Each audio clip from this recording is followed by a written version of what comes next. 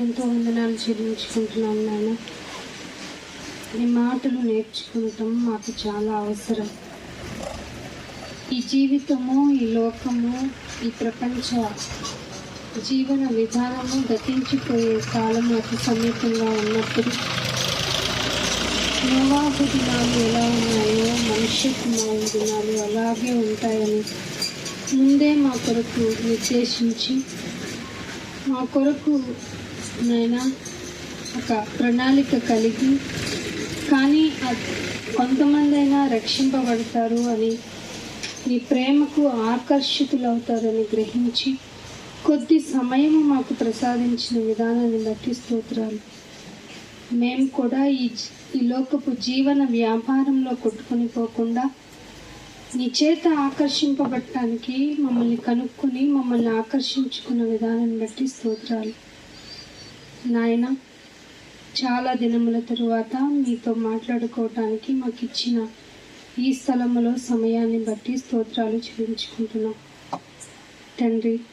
గొప్పవారము ఘనులము అనుకుంటున్నవారు మీ మాటలు లెక్క చేయకపోవచ్చు, కానీ మీరెన్నుకున్న మేము నీ కొరకు సదా నిలబడే బిడ్డలుగా ఉంచిన మనస్సును బట్టి స్తోత్రాలు చెల్లించుకుంటున్నాం. ఇదిగో మేము ఇక్కడ కూడుకొని ఉన్నాం.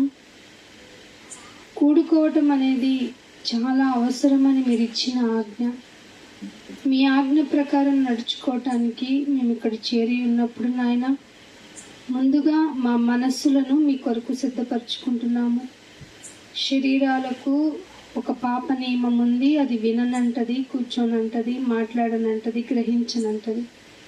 కానీ మీరిచ్చిన ఆకర్షణతో మా శరీరాన్ని నలుగగొట్టుకొని నీ సన్నిధిన ప్రభువా దీన్ని పడవేసి నీ మాటలను గ్రహించటానికి ఇక్కడికి చేరి ఉన్నాం తండ్రి. మీరు మాతో మాట్లాడండి.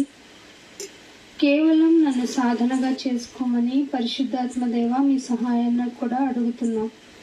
కూర్చున్న బిడ్డలు నాయన కేవలం వినువారు మాత్రమే ఉండి వారిని వారు మోసం చేసుకోవటం ఎంత ప్రమాదకరమో తెలుసుకొని నాయన మీ కొరకు బ్రతకటానికి సహాయం చేయండి. అనేక మందిని రావాలని మీరు పిలుస్తున్నారు. అంత్య దినాల్లో ఎలా ఉంటాయో కూడా చెప్పారు. కానీ అందరూ మారితే మీకు ఎంతో ఇష్టం కనుక సమయాన్ని హెచ్చిస్తున్నారు. మీరు ఇచ్చిన సమయాన్ని సద్వినియోగం చేసుకునే భాగ్యము అందరికీ దయచేయమని మీ యొక్క మనసు చొప్పున అడుగుతున్నాం నాయన. ఇదిగో నాయన, ఇంకా అనేక మందిని మీరు ఆకర్షించాలని, ఇంకా అనేక మందికి నీ ప్రేమ వెల్లడి చేయాలని ఆశపడుతూ వాక్యంలోనికి వెళ్తున్నాం నాయన. మా హృదయాలను తట్టండి, లేపండి. నిరుత్సాహంగా ఉంటే మమ్మల్ని నాయన సంతోషపరచండి. మీరే దేవుడు అని కొద్దిగా ఉన్న ఈ సైన్యము బలము నుండి అనేక మందికి ఆకర్షణ కలిగించి భూమి మీద ఉన్నంత కాలమునైనా మా పనిని సమాప్తము చేసేంత వరకు మాలో కల్మషమునంతా కడిగివేయమని కోరుకుంటూ యేసుక్రీస్తు వారి అతి పరిశుద్ధమైన నామంని ప్రార్థన దిగి వేడుకుంటున్నాం తండ్రి. ఆమేన్. అందరికీ దేవుని నామం వందనములు. ముఖ్యంగా చాలా రోజుల తర్వాత మనం ఇక్కడ కలుసుకున్నాము. దేవుని చిత్తము మనం ఇక్కడ కలుసుకోవటం, మరి ముఖ్యంగా ప్రత్యేకంగా శుభాకాంక్షలు శోభితకి. వాక్యము ఆకర్షించటము, బాప్తిస్మం పొందటము, ప్రేరణ, ఇవన్నీ దేవుడు తన మీద చూపించిన ప్రేమ. లోకంలో ఎవరైనా మాటలు చెప్తే ఆనందపడటము, గొప్పగా నిర్ణయం తీసుకోవటం ఒక వంతైతే, దేవుని యొక్క మాటల చేత ఆకర్షింపబడి దేవుని కొరకు బ్రతకటం అని నిశ్చయిత కలిగి ఉండటం, అది దేవుడు ఆకర్షిస్తే తప్ప జరగదు. సో తీసుకున్న నిర్ణయాన్ని బట్టి దేవుని తరపున నీకు శుభాకాంక్షలు తెలియచేస్తూ, దేవుడు మనల్ని ఆశీర్వదించి లోకంలోనికి పంపాడు అంటే బాగా ఆశీర్వాదం పొందేసి లోకంలో ఉన్న వాళ్ళందరికంటే గొప్పవాళ్ళం అయిపోతామని మాత్రం కాదు. గమనించాలని మనవి, జాగ్రత్తగా వినాలని ఆశిస్తున్నాను. ఎంతగా లోకంలోనికి దేవుని మాటను చొచ్చుకుపోతామో లోకానికి మనం అంత విరోధులం అయిపోతాం. ఎందుకంటే మామూలుగా లోకంలో ఏదైనా మాట చెప్పామనుకోండి, సత్యము నిజము చెప్పామంటే, ఎందుకు ఏదన్నా గొడవ జరిగిందనుకోండి, సాక్షులు ఉంటారు కదా, సాక్షులు తీసుకొని మీరు చూసింది చెప్పండి అంటే, వాడు చూసింది చూసినట్టు చెప్తే ఎవరైతే శిక్ష పడిందో వాడిని వదిలిపెట్టడు, కామన్గా వదిలిపెట్టడు. వాడి మీద క్రోధాన్ని పెంచుకుంటాడు, కోపాన్ని పెంచుకుంటాడు, కుదిరితే వాడిని చంపేయాలనైనా చూస్తాడు. ఆఫ్టర్ ఆల్ లోకంలో ఉన్న నీతి విషయంలోనే ఇలా జరుగుతున్నప్పుడు ఏమాత్రము మొహమాటం లేదట దేవుని మాట. అంత గట్టి మాటని, అంత గొప్ప మాటని లోకం ఇష్టపడని ప్రజల మధ్యకు మనం తీసుకెళ్తున్నాం. సో మనకేదో పూలదారి ఉంటుందని అస్సలు ఆశించొద్దు. ఎందుకంటే చాలామంది సంఘాలు వేషధారణ కలిగిన మనస్తత్వాన్ని పెంచి పోషించే సంఘాలుగా తయారైపోయినాయి. దేవుని కోసం మీకు ఆశీర్వాదాలు అని పిలవటం ఈ అంత్య దినాల్లో అవసరం ఏమిటో నాకైతే అర్థం కాలేదు. మనిషి యొక్క జీవితం ఈ భూమి మీద పర్మనెంట్ అయినప్పుడు మనకు ఖచ్చితంగా కోరుకోవాలి. బ్లెస్సింగ్ ఉంటేనే ఈ లోకంలో చాలా బాగుంటుంది కాబట్టి మనం అలాగే కోరుకుందాం అని అనుకోవచ్చు. కానీ దేవుడు ఏం చెప్పాడంటే, ఆవిరి కనపడుతుందా, నీటి బుడగ తప్పమంటది. అంటే fraction of seconds of life గురించి మాట్లాడుతుంది, మన ప్రాణాన్ని గురించి. దేవుడు మాట్లాడుతూ ఒరే నువ్వు టప్పుమని పోతావురా అని చెప్పటాన్ని ఆవిరి అన్నాడు, బుడగ అన్నాడు, అడవి పువ్వు అన్నాడు.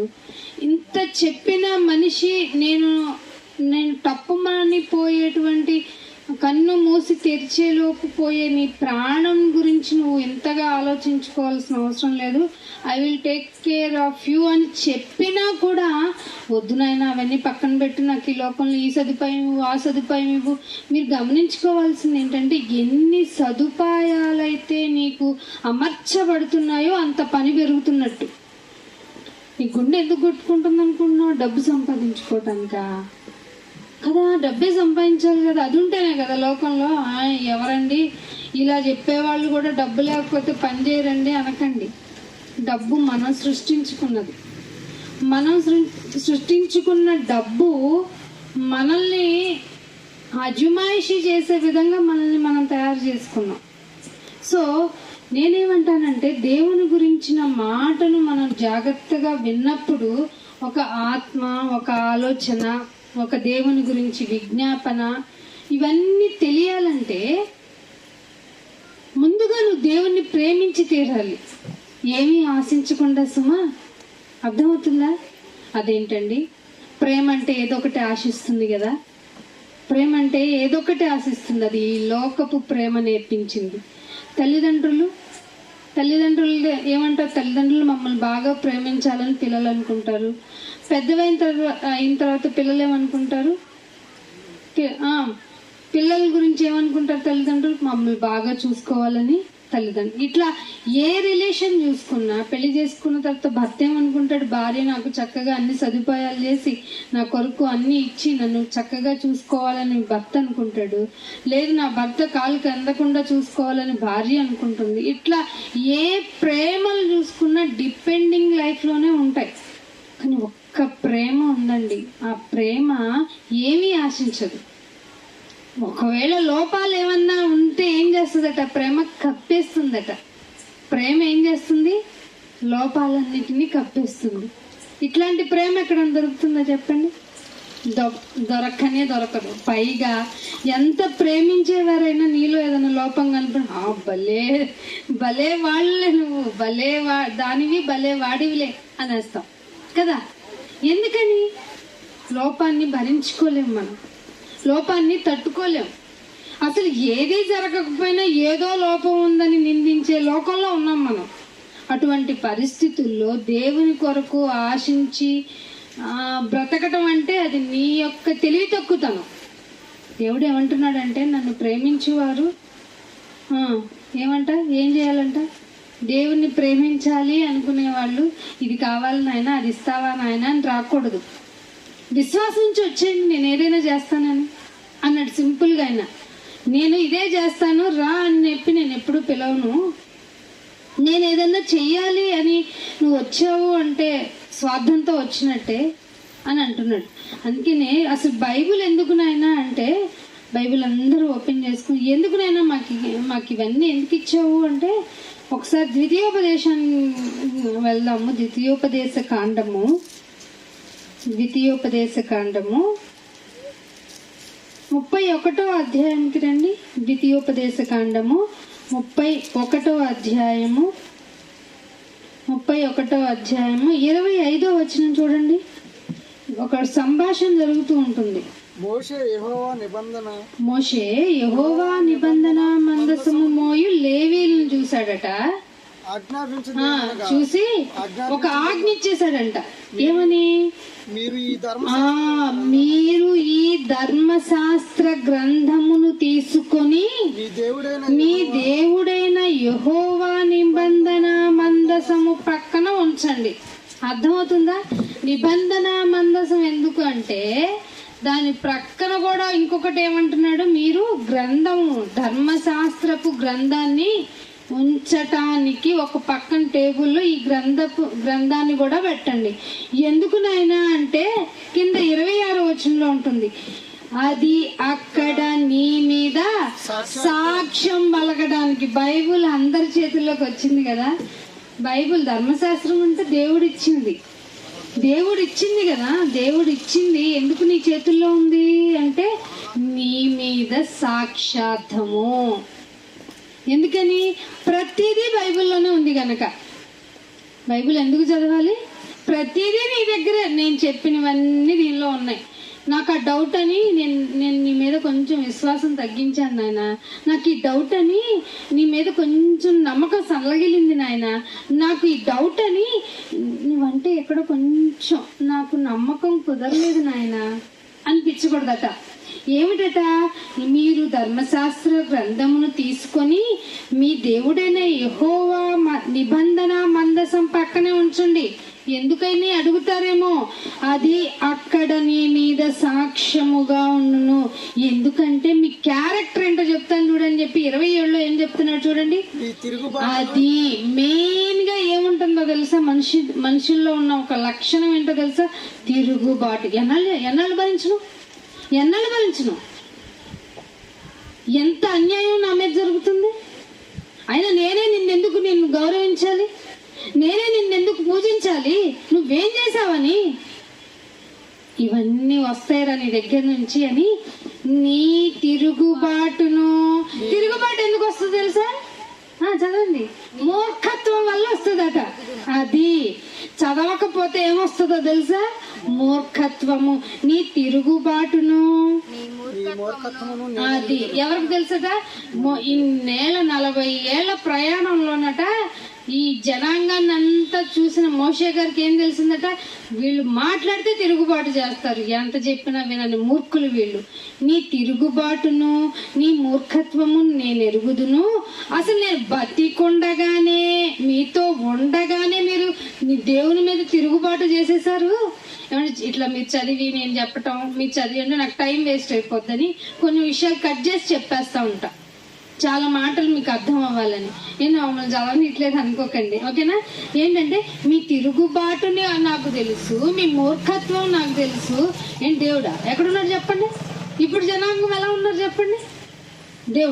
దేవుడైతే గుడికి రావాలని రూల్ ఏమైనా ఉందా? కూడుకోవాలని రూల్ ఏమైనా ఉందా? మా ఇంట్లో ఆన్లైన్లో ఎంతమంది ఎన్ని ప్రసంగాలు మాకు వస్తున్నాయి. 1 గంట కూర్చుంటే సరిపోదా ఏంటి? అంటున్నారా లేదా? ఏమన్నారు? నీ మూర్ఖత్వమును నేను ఎరుగుదును. నేను ఇంకా సజీవుడై ఉండగానే, నేను బ్రతుకుండగానే కొంచెం కూడా భయం లేకుండా మీరేంటి ఇలా చేశారు? ఇలా చేశారు కదా మీరు. ఇంకేమంటున్నాడు కింద వచ్చింది కదా అండి 28వ వచనం. నేను చనిపోయిన తరువాత మరి నిశ్చయంగా అంటే ఖచ్చితంగా అనే కదా, మరి నిశ్చయముగా తిరుగుబాటు చేయుదురు కదా. గోత్రముల పెద్దలందరినీ మీ నాయకులను నా ఎద్దకు పోగు చేయుడు. ఆకాశమును భూమిని వారి మీద సాక్షులుగా పెట్టి నిబంధన మందసం పక్కన ఏం పెట్టాడు? సాక్షార్థంగా ధర్మశాస్త్రాన్ని పెట్టి ఎవరెవరిని పోగు చేయమంటున్నాడు? ఆకాశం ఎవరెవరు సాక్షులుగా ఉంటాడంట?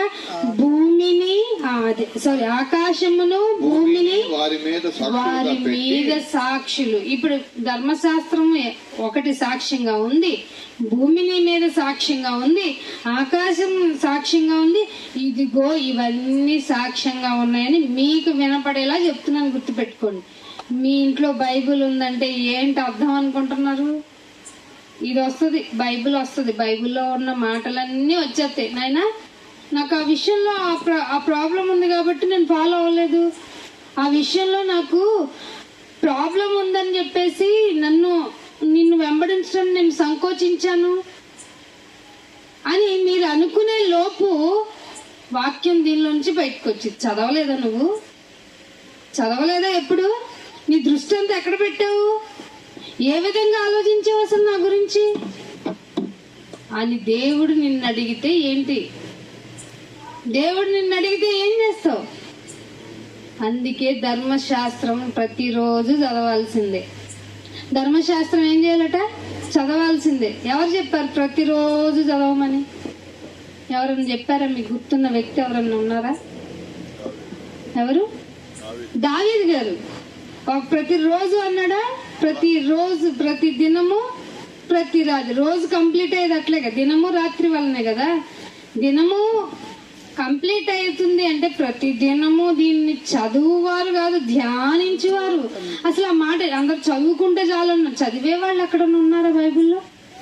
బైబిల్లో చదివే వాళ్ళు ఉన్నారా?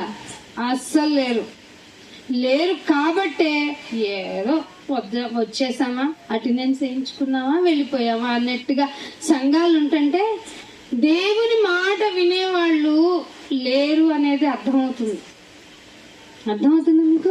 అందుకే ఏమంటున్నాడు? మీకు సాక్షార్థంగా ఉన్నాయి అని.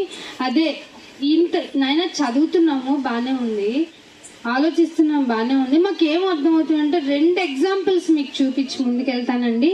సామెతలు గ్రంథము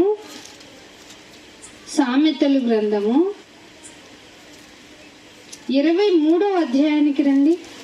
సామెతలు గ్రంథము 23వ అధ్యాయము, సామెతలు 23వ అధ్యాయము 20వ వచనం చూడండి. ద్రాక్షారసము తాగువారితోనైనను మాంసము ఎచ్చుగా తినువారితోనైనను సహవాసము చేయకము. చాలు. ఏమంటున్నాడు? ఇది చెప్పాల్సిన అవసరం ఏంటి దేవునికి కదా? ద్రాక్షారసం గురించి, తిండి గురించి కూడా చెప్పాలా?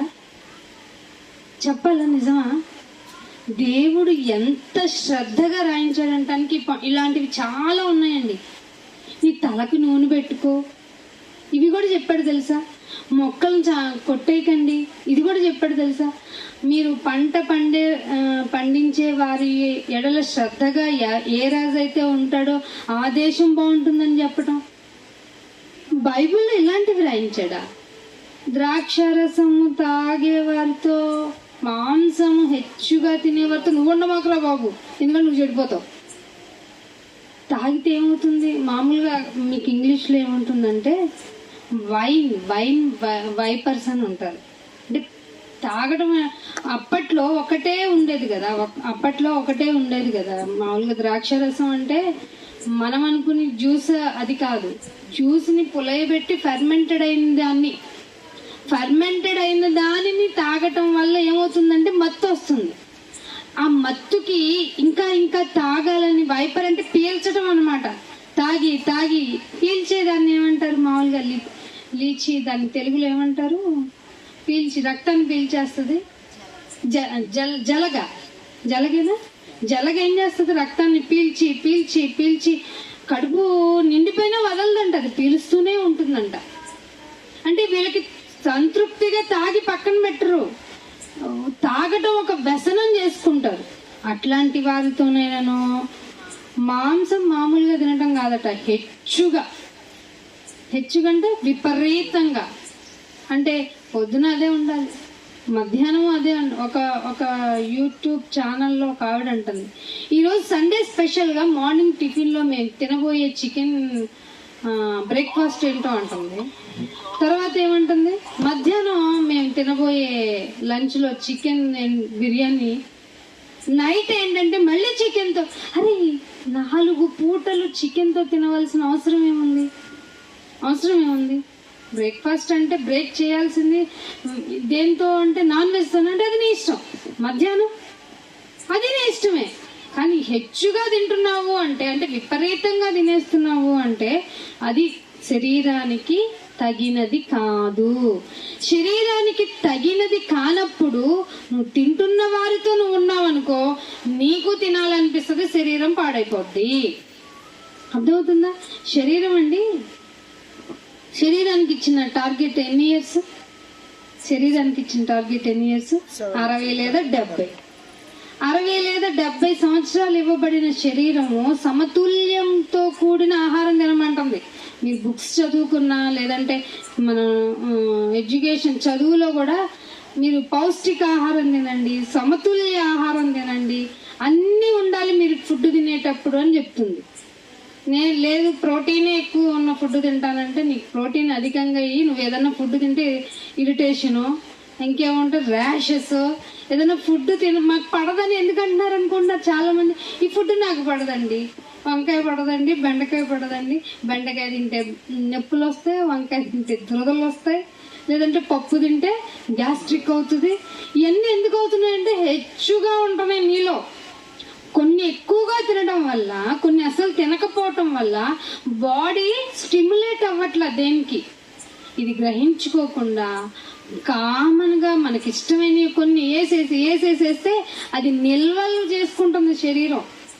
మామూలుగా శరీరం అంటే మనం కాదు, ఇది ఒక తొడుగు, ఒక సూట్ లాంటిది. భూమి మీద నివసించడానికి ఉపయోగపడే సూట్, దేవుడు తయారు చేసిన సూట్. మనుషులు ఎవ్వరి వల్ల అవ్వదు ఇది.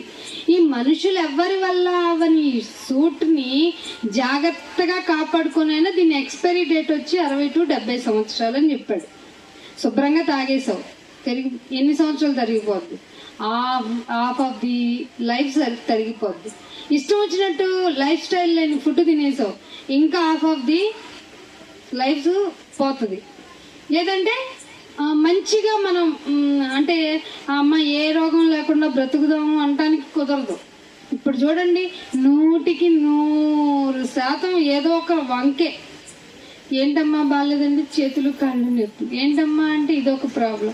దాంతోపాటు మనకి ఈ పంచభూతాల వల్ల మనం ఈ పంచభూతాలని కాపాడుకోవడం సరిగ్గా లేకపోవడం వల్ల, వీటి వల్ల అంటే ప్రకృతి వల్ల కూడా మన శరీరం డ్యామేజ్ జరుగుతుంది. ఇన్ని ప్రాణాపాయాలు ఉంటే మనిషి ఏం చేస్తున్నాడు తెలుసా? ఉపయోగించుకునే విధానం శరీరానికి లేకపోవటం వల్ల ఎలా బ్రతికేస్తున్నాడో తనకి ఇష్టమైన అంటే నిద్రపోవాలనుకోండి. ఫర్ ఎగ్జాంపుల్ చాలా మంది నిద్రపోవాలంటే మనకి 7-8 నుంచి 8 నుండి 10 పడుకుండి పోవాలి శరీరం. పడుకుంటేనే తెల్లవారిన తర్వాత దీనికి ఫ్రెష్గా ఉండవలసిన అన్నీ వచ్చేస్తాయి. నువ్వు ఏ రోజైతే నిద్రను 1 గంట అటు ఇటు చేసినా ఈ శరీరం కంట్రోల్ చేసుకుని తెల్లవారిన తర్వాత నువ్వు చూపించవలసిన ఏకాగ్రతని చూపించదు. బీపీ ఎందుకు వచ్చింది అనుకుంటున్నారు? బీపీలు షుగర్లు ఎందుకు వచ్చినాయి అనుకున్నారు? ఆహార నియమాలు. ఇవి జెనెటికల్ గా కొంతమంది పేరెంట్స్ లో ఉండిపోవటం వల్ల తరతరాలకు కూడా వచ్చేస్తుంది. ఇంత భాష ఉంది, ఇంత ఆలోచన ఉంది. ఏమంటున్నాడు ఇక్కడ? నీకు ద్రాక్షారసం తాగు వారితోనైనాను, మాంసం హెచ్చుగా తినే వారితోనైనాను ఉండకు, నువ్వు పాడైపోతావు. లైఫ్ స్టైల్ అనేది ఒక డిసిప్లిన్ మేనర్ లో గనక లేకపోతే ప్రాబ్లం నీకే. ఇలా ఎవరైనా చెప్తారా ఈ చర్చిలో? అన్న అమ్మా నీ లైఫ్ స్టైల్ బాగుండాలంటే నీ లైఫ్ అంతా డిసిప్లిన్ ఉండాలి, ఫుడ్ విషయంలో కూడా చాలా డిసిప్లిన్ ఉండాలని చెప్తారేంటి? అరే మన చర్చిలో మనం విందు చేద్దాం, 4 గొర్రెలు వేసేద్దాం రండి అంటారు. ఎక్కడైనా శాకాహార భోజనం పెడతారండి చర్చిల్లో? పెడతారా? ఏ చర్చ్ అన్నా చూపించండి, మన ఓపెన్ మీటింగ్ తప్ప.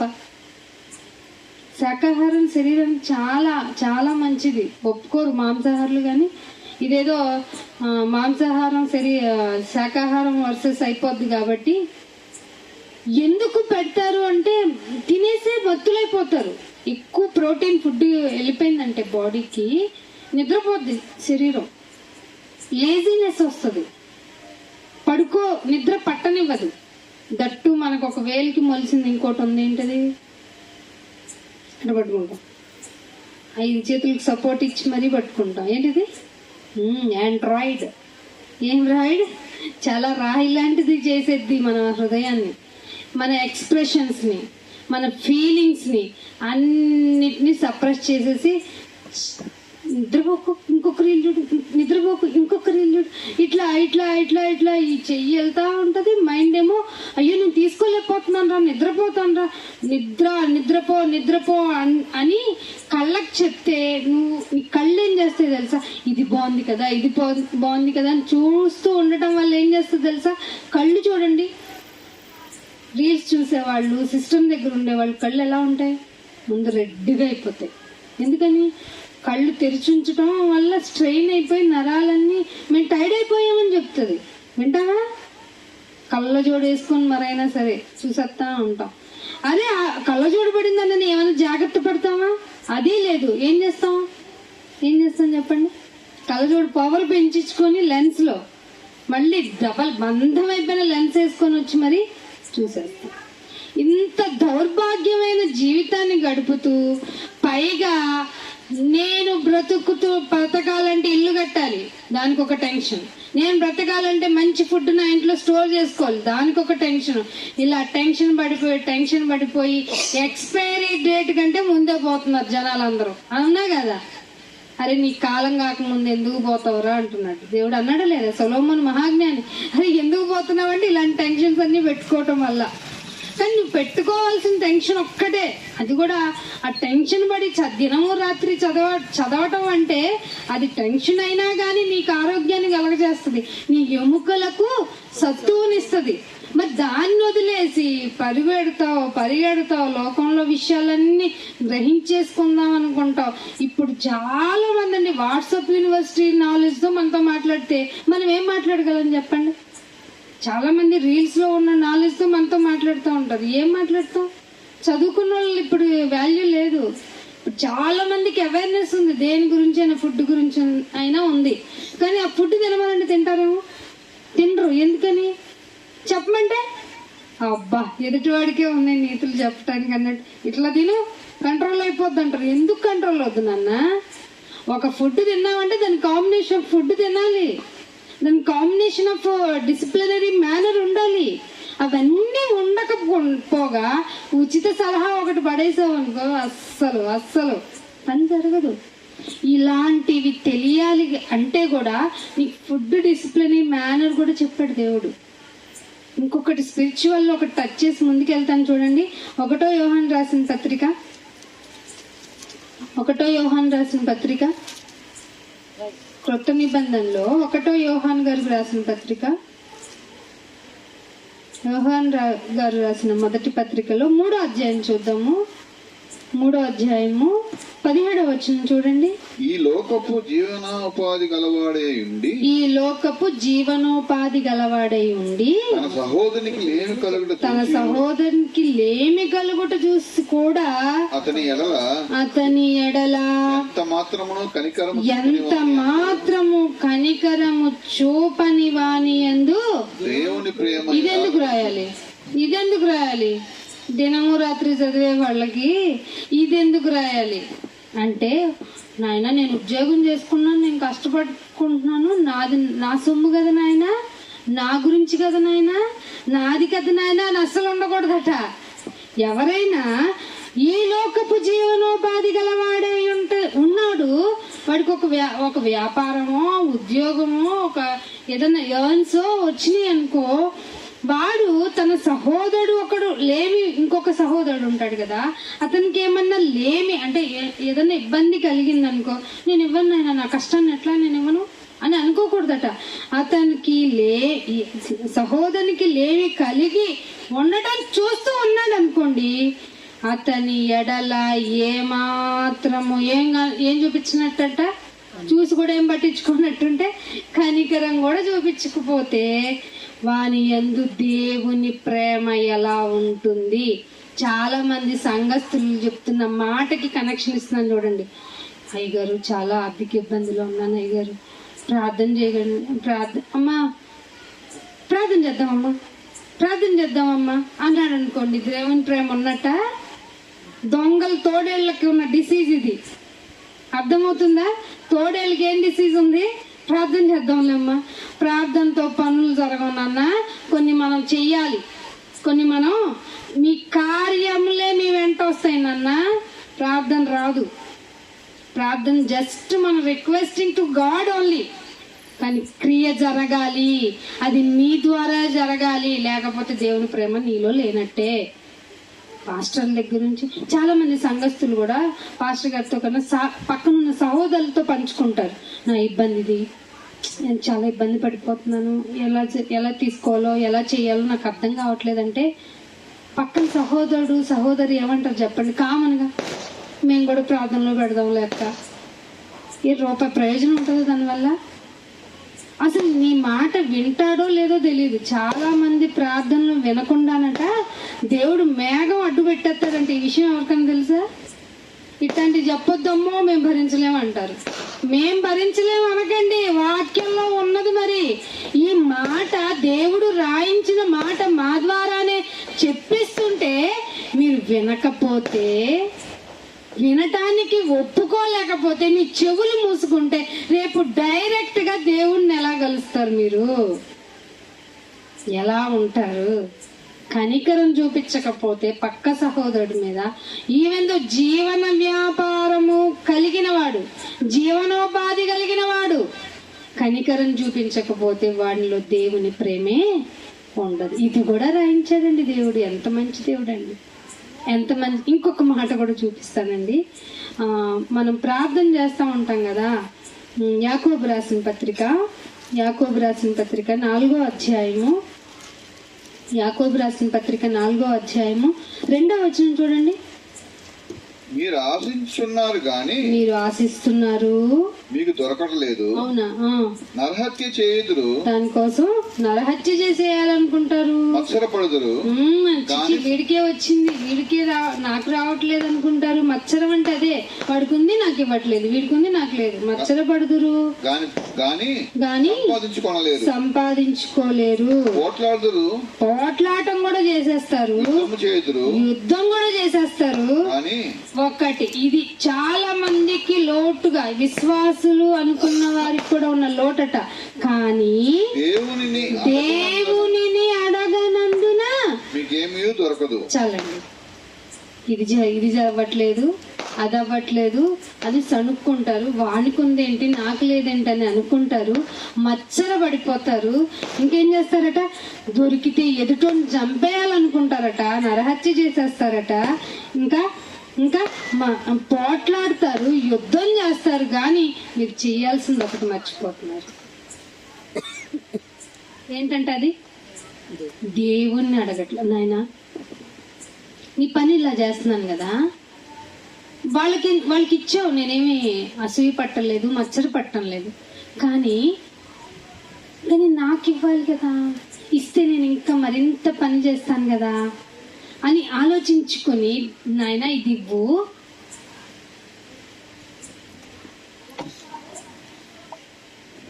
ఇది ఇవ్వు, అది ఇవ్వు అని, ఇదిగో నువ్వు నాకు ఇస్తే నేను చేయగలుగుతాను అని దేవుణ్ణి అడగట్లేదంట విశ్వాసులు కూడా. చివరికి నరహత్య చేయటానికైనా ఇష్టపడుతున్నారంట, కానీ దేవుణ్ణి అడగట్లేదంట. ఇది రాయించాలా దేవుడు? ధర్మశాస్త్రం మీకు సాక్షార్థం, గుర్తుపెట్టుకోండి. ఆకాశము భూమి సాక్షార్థం, గుర్తుపెట్టుకోండి. ప్రార్థన కూడా ఏ విషయానికి, నాయనా వీళ్ళని అడుగుతున్నాను, వాళ్ళని అడుగుతున్నాను, కానీ నిన్ను అడగలేదు. నువ్వు కదా ఏ కార్యమైనా చేసేది, నాకు చేసేది నువ్వైనప్పుడు నిన్ను కదా నేను అడగాలి. నిన్ను అడగకపోవటం వల్ల మీకు జరగటం. అదే రాశాడు చూడండి ఆ మాట. మీరు దేవుణ్ణి అడగరు, మీరు పోరాటాలు చేస్తారు, యుద్ధాలు చేస్తారు, మచ్చలు పడిపోతారు, కానీ సంపాదించుకొనలేరు. ఎందుకునైనా మాకు రావట్లేదంటే దేవునిని అడగనందున. మీకు ఏదన్నా కావాలి అనిపిస్తుంది, న్యాయమైనది అనిపిస్తుంది, ఇది జరిగితే బాగుండు అనిపిస్తుంది, అది దేవుణ్ణి ఎందుకు అడగటం లేదు? మీరు విశ్వాసులే కదా, మీరు విశ్వాసులే కదా, మీ దేవుణ్ణి ఏమంటున్నారు, ప్రతిదీ, అందుకే పెద్దలు అంటారు ప్రతిదీ ప్రార్థనలో పెట్టుకోండి. అనుకూలం అయితే దేవుడు చేస్తాడు కదా, అనుకూలమైతే దేవుడు చేస్తాడు కదా. అంటే మీరు ప్రార్థన కూడా ఎలా చేయాలో తెలియటం లేదన్నమాట మీకు. ఏ విషయంలో ప్రార్థనలో ఉంచాలి, ఏ విషయంలో దేవుణ్ణి ప్రార్థించి అడగాలి అనేది కూడా మీకు తెలియకపోతే మీరు పరలోకం ఎలా వెళ్తారు? అందుకే మత్తయి సువార్తను చూడండి, ఒక్క మాట యేసుప్రభువు వారు ఎంత బాగా చెప్పారు. మత్తయి సువార్త 21వ అధ్యాయము, మత్తయి సువార్త 21వ అధ్యాయము 22వ వచనం చూడండి. మరియు మీరు ప్రార్థన చేయనప్పుడు వేటిని అడుగుదరో అవి దొరికినవి నమ్మిని ఎడల మీరు వాటన్నిటినీ పొందుదురని వారితో చెప్పాను. ఇంత ఈజీనా? ఈ విశ్వాసం ఉంటుందా? ప్రార్థన చేస్తున్నావు నాయన, దొరుకుతుందో లేదో మాకు తెలియదు. అసలు ఇది నమ్మశక్యంగా ఉందండి. చదివేటప్పుడైతే నాకు అస్సలు నమ్మబుద్ధి కాలేదండి. మనము అన్నీ అడిగేస్తాం కదా, ఇది అవుతుందా? దేవునికి అవసరమైనది అది నీకు మంచి జరగాలి, ఆయన పని జరగాలి, అదే దొరుకుతుంది. ఇక్కడ దీని అర్థం అది. అడిగిందల్లా నాయన నాకు 3 స్టేర్స్ బిల్డింగ్ ఇచ్చే, వైనన్నా ఏం చేసుకుంటా, చూసుకుని మూసుకుంటా. నువ్వు విశ్వాసవి కదా, ఆ విశ్వాసం అయితే నాకు తెలియదు, వాళ్ళకి ఇచ్చావు, నాకు ఇవ్వు, మచ్చలు పడిపోతున్నాను, నా వల్ల కావట్లేదు. టేబుల్ తీసుకున్నా, ఏ టేబుల్లోనైనా నాకు బిల్డింగ్ ఇచ్చావా ఏంటి? నాకు పెద్ద ఉద్యోగం కావాలి, ఇమ్మంటే ఇచ్చావా ఏంటి? మచ్చలు పడుతున్నావు, పోరాటం చేస్తున్నావు. ఇదంతా కాదు కానీ వీళ్ళు చంపితే, వీడు అడ్డు లేకపోతే అని వాడిని హత్య చేసేస్తే ఎవరు చూస్తారంట? యాకోబు పత్రికలో యాకోబు గారు గ్రహించిన మాటలండి ఇవి. కానీ దేవుడు యేసుప్రభు వారు అన్నగారు ఏమన్నారు? యాకోబు ఎవరు అనుకుంటున్నారు? యేసుప్రభు వారు స్వయాన రక్త సంబంధి. ఎంత బాగా అబ్జర్వ్ చేశాడండి అన్నగారిని. అన్నగారు ఏమన్నారంటే, మీరు ప్రార్థన చేయనప్పుడు వేటినైతే అడుగుతున్నారో అవి దొరికిపోయినాయే నమ్మితే చాలు. మీరు నమ్మండి, వాటన్నిటిని పొందుకున్నామని మీరు బిలీవ్ చేయండి. అందుకే అన్నాడండి, ఆవగింజంతా తెలుసు కదా ఎంత ఉంటుంది, మస్టర్డ్ సీడ్ ఎంత ఉంటుంది, అసలు కనపడదు కూడా కింద పడితే. అంత విశ్వాసం లేదండి ప్రపంచంలో ఎవరికి లేదు. ఆవగింజ విశ్వాసం ఉంటే కొండ ఇక్కడి నుంచి పోయి అక్కడ పడు అంటే పడిద్దంట. అంటే మనం చాలా విషయాలు అపనమ్మకంతోనే ప్రార్థన చేస్తున్నాం, అపనమ్మకంతో ప్రార్థన చేస్తున్నాం. ఓ విశ్వాసి, ఆవగింజ అంత విశ్వాసం లేదు మనకి. యేసుప్రభు గారు చూడండి ఎంత బాగా చెప్పారు. ప్రార్థన చేసేటప్పుడే ఇవి దొరికిపోతాయి అనేంత నమ్మకం, ఆవగింజంత విశ్వాసం అని చెప్పాడు దాన్ని, లేదట. అందుకనే కీర్తనలో చూడండి ఒక మంచి మాట ఉంటుంది. కీర్తనలకు రాసిన 97వ కీర్తనకి రండి. 97వ కీర్తన, కీర్తనలు 97 11వ వచనం చూడండి. నీతిమంతుల కొరకు వెలుగును, ఏమంట? నీతిమంతుల కొరకు వెలుగును, యథార్థ హృదయముల కొరకు, యథార్థ హృదయుల కొరకు ఆనందమును విత్తబడి ఉన్నవి. విత్తనము విత్తారు అంటే ఏంటి అర్థం? ఎప్పుడో వస్తాయి వాటి ఫ్రూట్స్ అని అర్థం కదా. ఈ మాట లోతు మీకు అర్థమైందా? నీతిమంతుడు అవ్వాలి అయితే నీకు వెలుగు. వెలుగు వల్ల ఏం చేసుకుంటాను నాయన అంటే, వెలుగును ఏం చేసుకుంటాను నాయన? నేనే ఈ లోకానికి వెలుగు. రక్షణ వస్తుందండి. రక్షణ అంటే ఈ భూమిలో ఉన్నప్పుడైనా, అందుకేనండి దైవ భక్తి నీకు ఈ లోకంలో ఉన్నప్పుడు ప్లస్ అంటే 1+1 ఆఫర్లో చెప్పానండి ఈ మాటలు. మీరు యూట్యూబ్లో చూడండి. దైవ భక్తి కలిగి ఉంటే ఈ లోకంలోనూ రాబోయే లోకంలో కూడా మనకేముంటుందట? ప్రతిఫలం ఉంటుందట. అందుకే ఏమంటున్నాడు? నీతిమంతుల కొరకు వెలుగు, యథార్థ హృదయాల కొరకు ఆనందం. ఏమై ఉన్నాయట అంటే ఎప్పుడో ఫలం వస్తుంది అని. నీ కొరకు విత్తబడి, నీ కొరకు విత్తబడి ఉండాలి అంటే నువ్వు నీతిమంతుడు అయి ఉండాలి ప్లస్ యథార్థవంతుడు అయి ఉండాలి. ఇది ఎందుకు రాయాలో బైబిల్లో? అర్థమవుతుందా మీకు బైబిల్ ఎంత అవసరమో మనకి? ఏమండి, లోకంలో నీకు ఏ ప్రాబ్లం ఉన్నా, ఏ ఇబ్బంది ఉన్నా దానికి సొల్యూషన్ బైబిల్లో ఉంటుంది. అందుకే చదువుకోమన్నాడు. వాక్యం లేకపోతే నరులు త్రోవ తప్పిపోతారని చెప్పింది బైబిల్. త్రోవ తప్పిపోతే మనం అసలు వెళ్ళాల్సిన గమ్యానికి వెళ్ళగలుగుతామా? ఇవన్నీ అర్థం అవ్వాలి. అందుకే ప్రార్థన అవసరము, ప్రార్థనతో పాటుగా చదవటము అంతే అవసరం. ఇప్పుడు మనం అనుకున్నాం దావీదు గారు ఏం చేశాడట. దావీదు గారు ఎంత మంచోడు చూద్దాం చూడండి. హెబ్రీల్కి రాసిన పత్రిక, హెబ్రీల్ రాసిన పత్రికలో ఉంటుంది, కానీ నేను పాత నిబంధనలో చూపిద్దాం అనుకున్నాను. హెబ్రీల్ రాసిన పత్రికలో ఈ రెఫరెన్స్ ఎక్కడ రాయబడిందో చెప్పండి మీరు ఈలో. 1 సమూయేలు రాసిన మొదటి గ్రంథము 13వ అధ్యాయము, సమూయేలు మొదటి గ్రంథము 13వ అధ్యాయము 14వ వచనం. సమూయేలు రాసిన మొదటి గ్రంథము 13వ అధ్యాయము 14వ వచనం. యెహోవా తన చిత్తానుసారమైన మనసు గల యొక్కడిని కనుగొని ఉన్నాడు. చాలు. ఎవరట? ఈ మాట మీకు క్రొత్త నిబంధనలు ఎక్కడ ఉంది? తన చిత్తానుసారుడు ఎవరు? దావీదు కదా. దావీదు చిత్తానుసారుడైన మనిషి. ఎవరు చెప్పారన్నమాట? స్వయంగా దేవుడు చెప్పాడు కదా. ఎంత మంచి దావీదో. కానీ దినము రాత్రి చదువుకుంటున్నాడు కదా దావీదు. 1వ కీర్తనలో ఏముంటుంది? 1వ కీర్తన చెప్పండి అందరికీ వచ్చా చూడకుండా. స్టార్టింగ్ ఏముంటుంది 1వ కీర్తనలో? దుష్టుల ఆలోచన చొప్పున నడువక, పాపుల మార్గమున నిలువక, అపహాసుకులు కూర్చుండు చోట కూర్చుండక, యెహోవా ధర్మశాస్త్రమునందు దివారాత్రములు ధ్యానించువాడు ధన్యుడు అని రాసినటువంటి దావీదు గారు కూర్చోకూడదు. ఎవరు కూర్చున్న చోట కూర్చోకూడదట.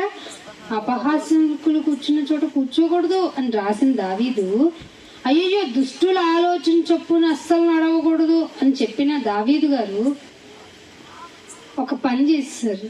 సమూయేలు గ్రంథము 2వ సమూయేలు గ్రంథము 2వ సమూయేలు గ్రంథము 2వ సమూయేలు గ్రంథము 2వ అధ్యాయము 10వ వచనం. 12వ అధ్యాయము 10వ వచనం. సార్ 2వ సమూయేలు నన్ను లక్ష్యము చేయక అండర్లైన్ చేసుకోండి. ఏమండోయ్, ఎవరి గురించి ఈ మాటలో మీరు ఇంటికి వెళ్ళిన తర్వాత చదువుకోండి. నేను చెప్పాను ఇది దావీదు గారి గురించి. ఎవరట? మీరు కీర్తనలో ఏం చదువుకున్నారు? దుష్టుల ఆలోచన చొప్పున నడువక, పాపుల మార్గమున నిలువక, అపహాస్యకులు కూర్చుండు చోట కూర్చుండక అని చెప్పినటువంటి రాసి కీర్తన రాసి అయ్యో గ్రంథములో చేర్చుకునేలాగా తన ప్రవర్తనను పెట్టుకున్న దావీదు గారి గూర్చి 2వ సమూయేలు గ్రంథంలో 12వ అధ్యాయంలో 10వ వచనంలో ఒక మాట, భయంకరమైన మాట ఏంటంట? నీవు నన్ను లక్ష్యము చేయక. ఎవరి మాటలు? ఎవరిని లక్ష్యం చేయలేదు? ఎవరొచ్చి? ప్రవక్త వచ్చి చెప్తున్నాడు దావీదు తప్పు చేశాడు. వసంత కాలంలో ఖాళీగా తిరుగుతున్నాడట కోటకి. అప్పుడేం జరుగుతుంది? బయట యుద్ధం జరుగుతుంది. యుద్ధం జరుగుతుంటే యుద్ధంలో ఎట్లా జరుగుతుంది ఏంటి అని చింతాక్రాంతుడై ఉండాలి కదా. 10వ అధ్యాయంలో చదువుకోండి, 11వ అధ్యాయంలో ఉంటుంది మీకు. యుద్ధం జరుగుతున్నప్పుడు మనిషి టెన్షన్ గా ఉండాలి. రాజు అయితే ఇంకా టెన్షన్ గా ఉండాలి. కానీ తను ఏం చేశాడు తెలుసా? నిద్రపోయి పడక మీద నుంచి లేచి బాల్కనీలో నుంచి అటు ఇటు వాకింగ్ చేస్తుంటే చూడరాని దృశ్యాన్ని కన్నులు ఆశించింది, దాన్ని అనుభవించేశాడు. ఏమీ లేనట్టు డిస్ట్రాయ్ చేసి బలర్పించేశాడు. హ్యాపీగా తిరుగుతుంటే నాతాను వచ్చి చెప్పాడు, ఏం చేశావు నువ్వు? ఒక కథ చెప్తాడు, కథలాగా చెప్తాడు కదా. చెప్తే న్యాయం చెప్పేశాడు. దావీదు కదా, రాజు కదా, కుదిరితే అసలే యథార్థవంతుడు కదా. ఏం చెప్పాడు? అయ్యో పెంచుకున్న గొర్రె పిల్లని ఎవడన్నా అప్పచెప్తాడా? వాడు మరణపాత్రుడు అంటాడు. మీరు చదవండి సమూయేలు గ్రంథం ఇంటికి వెళ్ళిన తర్వాత. వాడు మరణపాత్రుడు కదా, అయితే ఆ మరణాన్ని తెచ్చుకోవాల్సింది నువ్వే దావీదు అని చెప్పాడు. చెప్తూ మధ్యలో చెప్పిన మాట, ఈ మాట నన్ను షాక్ గురి చేసిందండి. ఏంటి ఇన్ని కీర్తనలు రాసిన దావీదు, ఇష్టానుసారుడైన దావీదుకి గురించిన ఒక మాట బైబిల్లో ఏముందట? నీవు నన్ను లక్ష్యము చేయక హిత్తీయుడగు ఉరియా భార్య నీకు అవ్వటానికి తీసుకొనినందున నీ ఇంటి వారికి సదాకాలం ఏం తెచ్చిపెట్టావు నాయన దావీదు? నువ్వు ఇంటి వారందరికీ శాపం తెచ్చిపెట్టావా ఏంటి? దినము రాత్రి చదువుతున్నా దావీదు జాగ్రత్తగా ఉండకపోవడం వల్ల, మనలో కూడా అంతే కదండి.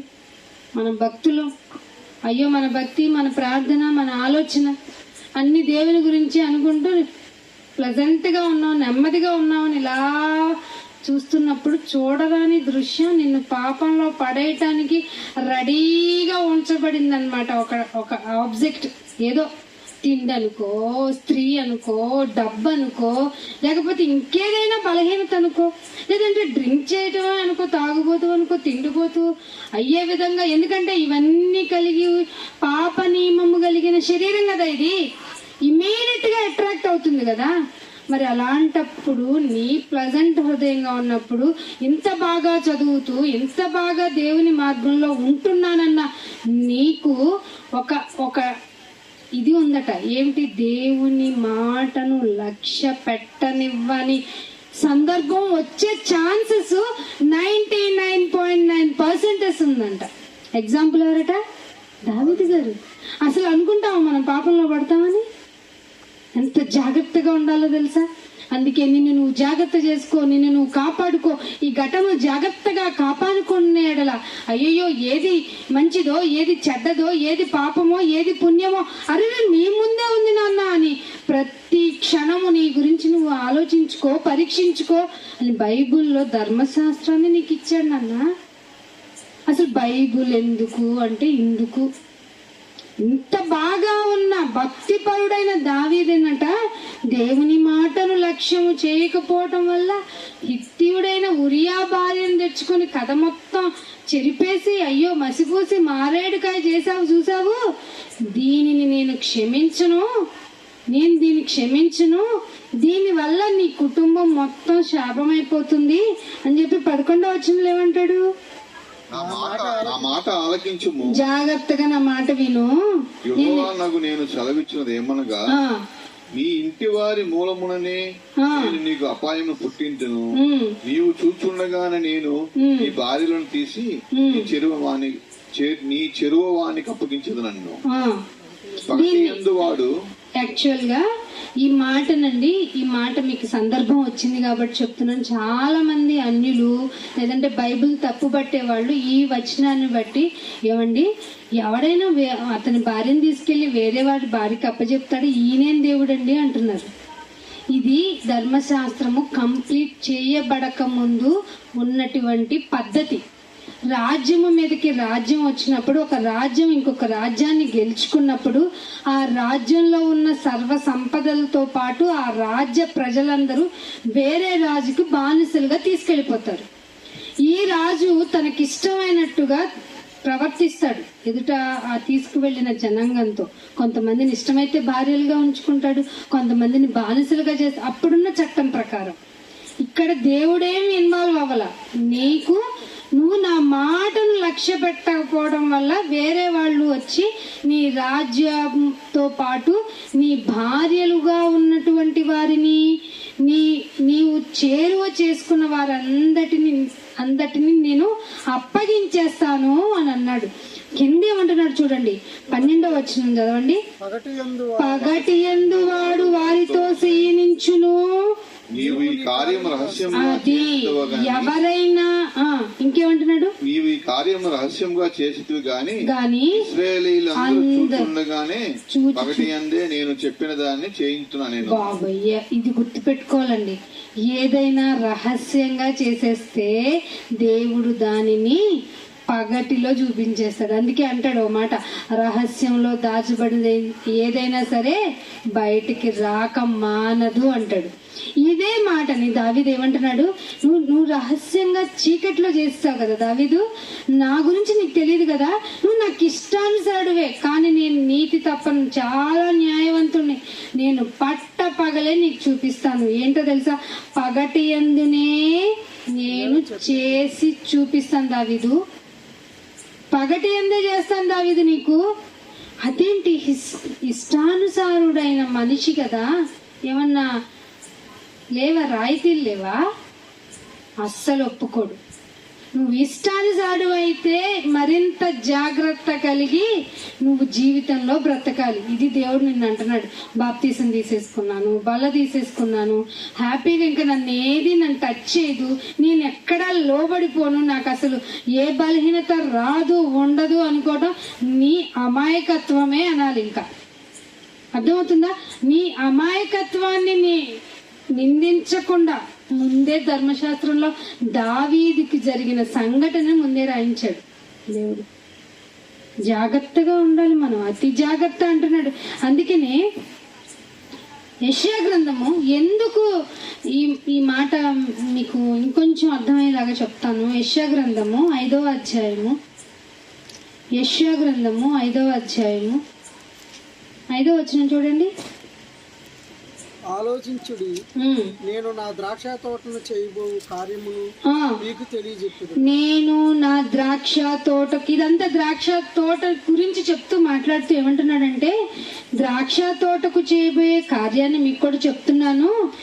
నేను అది మేసి వేయబడునట్లు దాని కంచెను. ద్రాక్ష తోట అంటే ఏంటి? మనమే. ద్రాక్షవల్లి మనమే. యజమాని ఎవరు? యేసుప్రభు వారు. అంటే నీ జీవితంలో కూడా కారు ద్రాక్షలు కాసే విధంగా ఉంటే నీ చుట్టూ ఉన్న కంచెను కూడా ఆయన తీసేస్తాడు. అర్థమవుతుందా? కంచె తీసి వేయబడితే నిన్ను భక్షించేవి శుభ్రంగా వచ్చి నేను తినేస్తాయి. అది మరణ రూపంలో ఏ విధంగా అయినా రావచ్చు. అర్థమవుతుందా? ఏమంటున్నాడు? అది మేసి వేయబడినట్లు దాని కంచెను కొట్టివేస్తాను, త్రొక్కి వేయబడినట్లు దాని గోడను పడగొట్టి పాడు చేస్తాడు. అంటే ఆయన కంచె తీసేశాడంటే నీకు అన్ని లోకపరంగా జరగాల్సినవి జరిగిపోతాయి. అంటే ప్రతి ఒక్క మనిషిని చుట్టూ ఆయన కంచె వేశాడు, అందుకే నువ్వు బతుకున్నావు. అర్థమవుతుందా? ఏమండి మనకు అలా లోకంలో ఉన్నట్టు జరిగిపోద్దండి, అది అస్సలు జరగదు. యథార్థవంతులను ఎందుకు అప్పగిస్తాడు క్రూరులకి చెప్పండి?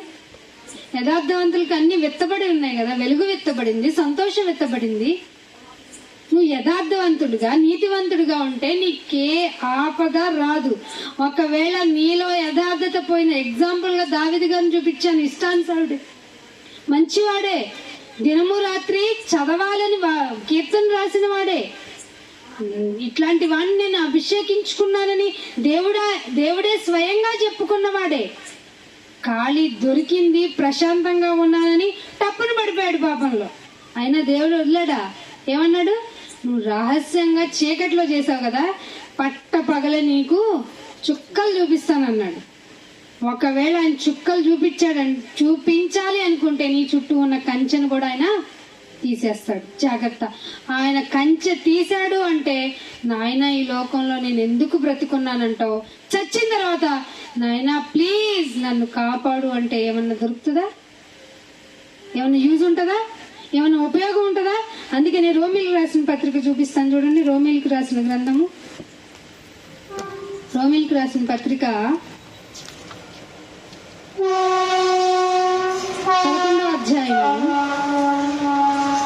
11వ అధ్యాయము 33వ వచనం చూడండి. రోమిలకు రాసిన పత్రిక 11వ అధ్యాయము 33వ వచనం. ఆహా దేవుని బుద్ధి ఈ మాట ఎప్పుడు అంటారండి?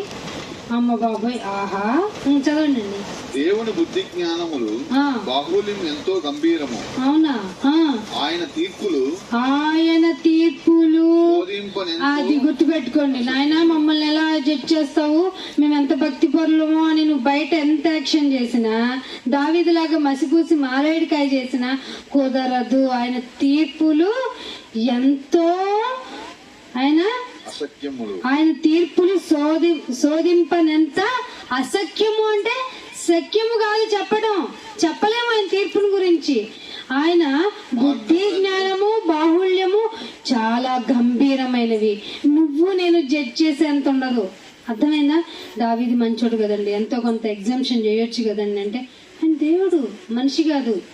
అరే నువ్వు నావాడివి కదా, నేను ఎట్లా మేనేజ్ చేస్తాను స్టేషన్లో, పోలీస్ స్టేషన్లో, లేదంటే కోర్టులో మేనేజ్ చేస్తాను, ఎవరొకరు లంచం ఇస్తే మసి పూసేద్దాం అనుకుంటాం. మనం ఈ లోకంలో మన కోర్టులు మన సెక్షన్లు ఎలా ఉండొచ్చు. కానీ దేవుడు ఏమంటారు, దేవుని యొక్క విషయానికి వచ్చేటప్పటికంట దేవుని బుద్ధి కానీ జ్ఞానము కానీ ఆయన బాహుళ్యము కానీ నువ్వు అనుకున్నంత లో ప్రొఫైలిక్లో లేవు. చాలా గంభీరము. ఆయన తీర్పు తీర్స్తే నీతో చెప్పించుకునేంత లెవెల్లో ఉండడు. అందుకే ఆయన తీర్పులు శోధింప ఎంత అసఖ్యము, ఆయన మార్గములెంతో అగమ్యములు అని 34లో. అసలు ప్రభు మనసు ఎవరికి తెలుసురా అంటున్నాడా లేదా? ప్రభు మనసుని ఎరిగిన వాడేవాడు. ఆయనకి ఏమన్నా ఆలోచన చెప్తాడంటే, దావీదు కదా నాయన, ఎందుకు నువ్వు అట్లా చేయాల్సింది కాదు. ఆయన తప్పు చేస్తే ఆయన భార్యలను తీర్పు తీర్చడం ఏమిటి నాయన, కుటుంబానికి శిక్ష ఇయ్యటం ఏంటి నాయన. ఒకవేళ ఇది జరిగింది, దావీదుకి చెప్పింపబడినట్టు జరిగింది. ఉపపత్నులందరినీ పట్టుకుపోతే నాయనా మమ్మల్ని వదిలే నీకు దండం పెడతామని ఉపపత్నులు ఏమైనా రిజెక్ట్ చేసినట్టు కనిపించిందా? తర్వాత అధ్యాయాల్లో మీరు చదువుకుంటే, నువ్వు మమ్మల్ని టచ్ చేసేలోపు మమ్మల్ని మేము ఆత్మహత్య చేసుకుంటాం, చచ్చిపోతాం, నీ చెయ్యి మా మీద పడకూడదు అనేటువంటి మంచి పిల్లలుగా ఏమన్నా ఉన్నారు ఆడపిల్లలు ఉపపత్నులు? ఎక్కడ అబ్జెక్షన్ చేయలే. అంటే వాళ్ళు ఎక్కడో తిన్నని మార్గంలో లేరన్నమాట.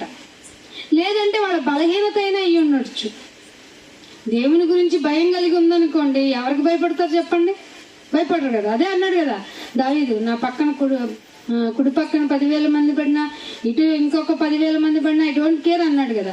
దేవుని యొక్క విషయంలో నమ్మకంగా ఉంటే గనక ఎవరికి భయపడరు. అంటే వీళ్ళు దేవునికి కూడా భయపడే వాళ్ళు కాదనమాట ఈ ఉపపత్నులు. సో వాళ్ళ చుట్టూ ఉన్న కంచెని తీసేశాడని అర్థం. ఇందా చదివినట్టు వాళ్ళ హృదయం కారు ద్రాక్షలు కాసినాయి కాబట్టి, వారి మనసు మంచిది కాదు కాబట్టి కంచె మాత్రం తీసాడు. అంటే ప్రొటెక్షన్ తీసేశాడు అనమాట. అంతే. నువ్వు నేను యథార్థంగా ఉండకపోతే ప్రొటెక్షన్ పోతుంది. అందుకే ఒక మాట చూపించి ముందుకెళ్తాను చూడండి. మత్తయి సువార్త 25వ అధ్యాయము. మత్తయి సువార్త 25వ అధ్యాయము 41వ వచనం. అప్పుడు ఆయన ఎడమ వైపున ఉండు వారిని చూచి, శపింపబడిన వారులారా, నన్ను విడిచి అపవాదికిని వాని దూతకులను సిద్ధపరచబడిన నిత్యాగ్నిలోకి పో. పై వచనం కూడా చదవటానికి ప్రయత్నం చేయండి. 40. అందుకు రాజు, మిక్కిలి అల్పులైన ఈ నా సహోదరులలో ఒకనికి మీరు చేసితిరి గనుక నాకు చేసితిరని నిశ్చయముగా మీతో చెప్పుతున్నానని వారితో అనును. అప్పుడు ఆయన ఎడమ వైపున ఉండేవారిని చూచి, శపింపబడిన వారులారా, నన్ను విడిచి అపవాదికిని వాని దూతలను సిద్ధపరచబడిన నిత్యాగ్నిలోకి పోవుడి. నేను ఆకలి గొంటిని, మీరు నాకు భోజనం పెట్టలేదు. దప్పి గొంటిని, మీరు నాకు దాహం ఇయ్యలేదు. పరదేశినై ఉంటిని, మీరు నన్ను చేర్చుకొనలేదు. దిగంబరనై ఉంటిని, మీరు నాకు బట్టలు ఇయ్యలేదు.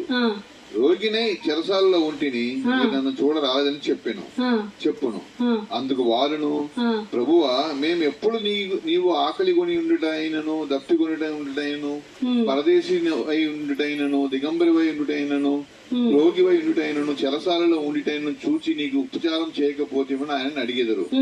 అందుకు ఆయన, మిక్కిలి అల్పులైన వీరిలో ఒక్కడికి కూడా చేయలేదంటండి.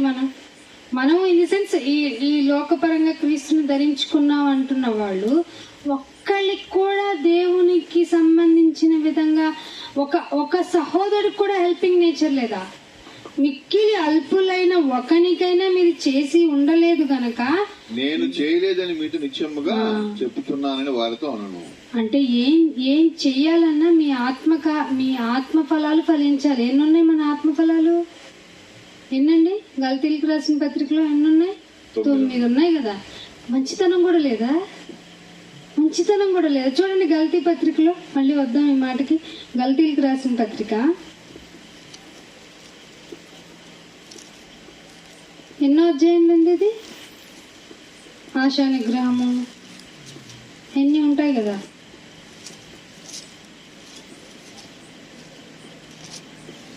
మంచితనము, ఆశా నిగ్రహము, సంతోషము, అవన్నీ ఉంటాయి. ఎన్నో అధ్యాయం గలతీ పత్రికలో.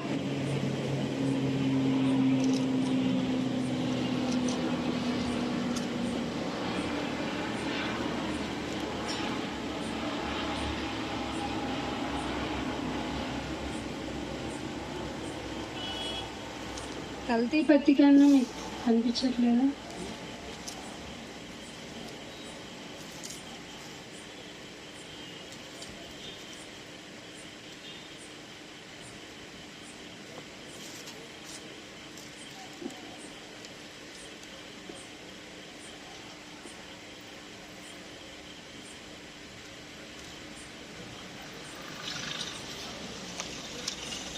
అయితే 22 వచ్చినము 5:22. అయితే ఆత్మఫలం ఏమనగా, ఆత్మఫలములు ఏంటంటే ప్రేమ అంటే ఒక సహోదరుడికి ప్రేమ ఉంటేనే కదా ఏదైనా హెల్ప్ చేయాలనిపిస్తుంది. ఇందాక చదువుకున్నాం కదా, ప్రేమ, సంతోషం అంటే కలిసి సంతోషంగా ఉండే విధానం కూడా నేర్చుకోలేదా? ప్రేమ, సంతోషము, అది అంటే మన ఆత్మ ఫలాల్లో ఉండాల్సింది ఏంటండి? సమాధానము. సమాధానం కావాలా? సమాధానము అనేది ఒక ఫలమా? అంటే కారు ద్రాక్షలు కాస్తున్నావు అంటే ఈ సమాధానము అనే ఆత్మఫలం లేకపోయినా కంచి తీసేయచ్చా? మనల్ని శత్రు చేతికి అప్పగించేయచ్చా? ప్రేమ లేకపోయినా, సంతోషం లేకపోయినా, సమాధానం లేకపోయినా ఇంకేమన్నాడు? శాంతమే లేనప్పుడు దీర్ఘశాంతం వస్తుంది. దీన్నేదా నేను శాంతంగా ఉండలేకపోతున్నాను అంటే నువ్వు దీర్ఘశాంతంగా ఉండాలన్నాడు. ఆత్మఫలం అంటే కంచి తిప్పవచ్చు అనమాట. ఎంత డేంజర్ జోన్ లో ఉన్నాడు చూడండి. ఆత్మీయ సహోదరుడు దీర్ఘశాంతము, దయాళత్వము, దయను తత్వముగా కలిగి ఉండటం. దయ అనేది ఎవరికన్నా జైల్లో ఉన్నారనుకో, వీడు బాగా జరిగింది అనుకున్నావు అనుకో, నీలో దయ ఉన్నట్ట? నిన్నే ఉంచితే అది పంచో చెడు నీకెందుకు? వాడు జైల్లో ఉన్నాడు. పరిస్థితి నీకు కలిగిందనుకో, నువ్వే ఉంటావు అనుకో, నీకు ఏడుపు వస్తుంది, నవ్వు వస్తుందా? ఏడిపే కదా వస్తుంది. వాడు చెడ్డది చేసి జైలుకి వెళ్ళినా వాడు బాధపడతాడు, మంచి చేసి జైలుకి వెళ్ళినా వాడు బాధపడతాడు. వాడు ఏ విధంగా బాధపడినా నువ్వు సంతోషపడుతున్నావు అంటే నీలో దయ అనే తత్వం లేదని. అది ఆత్మఫలం అంట. దయాళత్వము, అయ్యో మంచితనం, నేను మంచోడండి, చాలా మంచోడండి అనుకోవాలట. ఆ ఫలము లేకపోయినా ఇంకేంటట? ఇదేంటి? విశ్వాసం అనే ఆత్మఫలం ఉండాలా? ఖచ్చితంగా ఉండాలి. ఇందాక చదివాం కదా, కావాలని అనుకుంటున్నాం కానీ మనం పొందలేకపోతున్నాం. ఇవన్నీ మనం చదివిన వాటిలో లేవు. విశ్వాసము, సాత్వికము అస్సలు ఉంటదండి. సాత్వికం అంటే ఏమనుకుంటుందంటే లోకం బొట్టు తీసేయాలి, గాజులు తీసేయాలి, అయ్యగారు అయితే లేదంటే విశ్వాసం అయితే తెల్ల బట్టలు వేసుకుంటే సరిపోద్ది. వచ్చేస్తుందా సాత్వికం? వచ్చేస్తుందా? అస్సలు రాదు. సాత్వికము, ఇది చెప్పండి. నేను తినకుండా ఉండలేను అని చెప్పే పాస్టర్ని చెప్పండి, విశ్వాసం చెప్పండి. నేను చూడకుండా ఉండలేను రీల్స్ అని చెప్పే పాస్టర్ని చెప్పండి. పాస్టర్లు కూడా ఈ మధ్య వదలటలే జబర్దస్త్ స్కిట్లు, తెలుసా మీకు? ఆశని నిగ్రహించుకోవాలి. దురాశ కూడా కాదండోయ్, ఆశనే నిగ్రహించుకోమంటున్నాడు దేవుడు. ఇది ఉందా? ఈ ఆత్మఫలం ఉందా? ఎందుకు తీసేయకూడదు కంచి చెప్పండి. కారు ద్రాక్షలే ఉన్నాయి. అయ్యో దినము రాత్రి చదవమని ధ్యానించమన్నా వాడే అంతగా పాపం చేసేసి హత్య కూడా చేసేసాడు తెలుసా మీకు? ఉరియా చంపాడా లేదా? పైగా కన్నింగ్ మైండ్ తెచ్చుకున్నాడు తెలుసా? ఉరియా ఎందుకు వచ్చావు? ఒకసారి ఉరియాని ఇంటికి పిలవండి. ఏంటి నా యజమానుడా పిలిచావంటే నువ్వు చాలా యుద్ధంలో అలసిపోయి ఇంటికి వెళ్ళు అంటే వెళ్ళలేదంటే. ఎంత మంచి దాసుడండి ఉరియా, ఎంత మంచి సేవకుడు, ఎంత మంచి సోల్జరు. ఏంటి దండులో పడుకున్నావు అని తెల్లారి అడిగితే, నాయన అక్కడ చూస్తే యుద్ధం జరుగుతుంది, నా రాజు దగ్గర నేనేమో ఇక్కడ ఉండాలి, నేను ఎట్లా ఇంటికి వెళ్ళి సుఖం పొందను నాయన అంటే, అబ్బా ఎంత మంచి సైనికుడు అనాలి కదా. అట్లా కాదు కానీ నువ్వు చాలా అలసిపోతావు, నీ మైండ్ ప్రాబ్లం అయిపోతుంది. ఎందుకో తెలుసా ఎందుకు ఇంటికి వెళ్ళమన్నాడు? ఉరియా భార్య సమాచారం పంపించింది, నీ వల్ల నేను ప్రెగ్నెంట్ అయ్యాను. మసిపూసి మారేడుగా చేయాలి కదా, ఇంటికి వెళ్తే భార్యతో కలుస్తాడు. కలిస్తే ఏం చెప్పొచ్చు? నీ వల్లే ప్రెగ్నెంట్ అని చెప్పొచ్చు. నా చేతులకి ఏం మట్టి అంటలేదని చెప్పుకోవచ్చు. ఎంత చిన్న పాపము, కన్ను ఆశించటం వల్ల ఎంత చిన్న పాపము వల్ల కన్నింగ్ మైండ్ వచ్చింది. మనిషిని మభ్య పెట్టాడు, మోసం చేశాడు. నమ్మకంగా ఉండేవాడిని మోసం చేశాడండి. ఉరియా ఎంత మంచివాడండి. తర్వాత ఇట్లుంటే మాట అనట్లేదని దండులో ఫస్ట్ లైన్ లో పెట్టేయమన్నాడు. ఇట్లాంటి వాడిని ఎవరన్నా ఫస్ట్ లైన్ లో పెట్టమంటాడో చెప్పండి? జాగ్రత్త, నువ్వు వెనకుండి ముందు సైన్యాన్ని నడిపించి నువ్వు జాగ్రత్తగా ఉండాలి, నీ ప్రాణాన్ని కాపాడుకో ఉరియా అని చెప్పాలి కదా. పక్కన ఎవరికో చెప్పాడు, నువ్వు వెళ్ళి ఉరియాని ముందు పెట్టే అన్నాడు. చచ్చిపోయాడండి. మంచివాడు ఉరియా,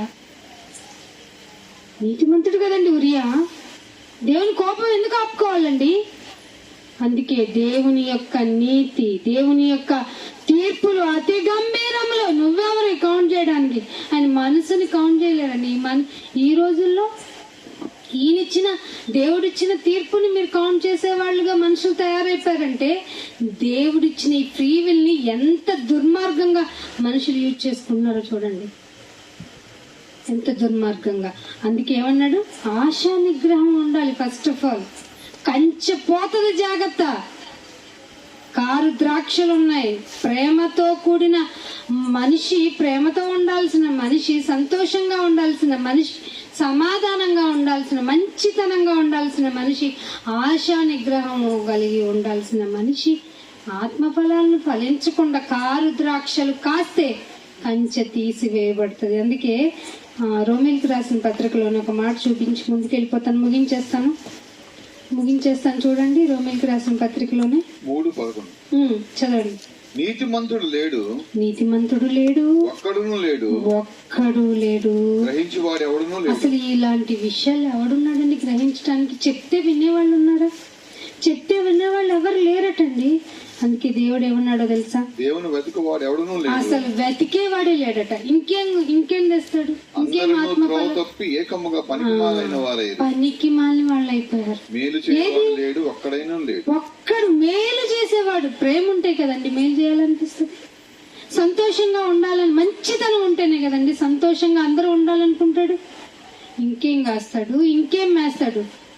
వాడే కంచే చేను వేసే విధంగా తయారైపోతే, పాస్టరే ఒక స్వార్థపరుడుగా, ఒక కాపరే తోడేలుగా అయిపోతే, కారు ద్రాక్షలు సంఘాల్లో కాయరా? విశ్వాసులైనా ఒక విశ్వాసి మంచిగా ఉండాలన్నా, మనం మంచిగా ఉండాలన్నా, లేకపోతే చెప్పేవాళ్ళు బాగుండాలన్నా, ఏ ఫలాలు ఫలించాలంటే, అమ్మ మనకి ఆశీర్వాదం వచ్చేస్తుంది రండి అంటే నీకు స్వార్థం పెరుగుతుంది. డబ్బు వచ్చిందంటే నీలో స్వార్థమే పెరుగుతుంది. అందుకే ఈ జీవనోపాధి కలిగిన వాడు ఎదుట సహోదరులు ఏమి కలిగి ఉంటే వాడిని పట్టించుకోకపోతే దేవుని ప్రేమ లేదురా బాబు నీకు.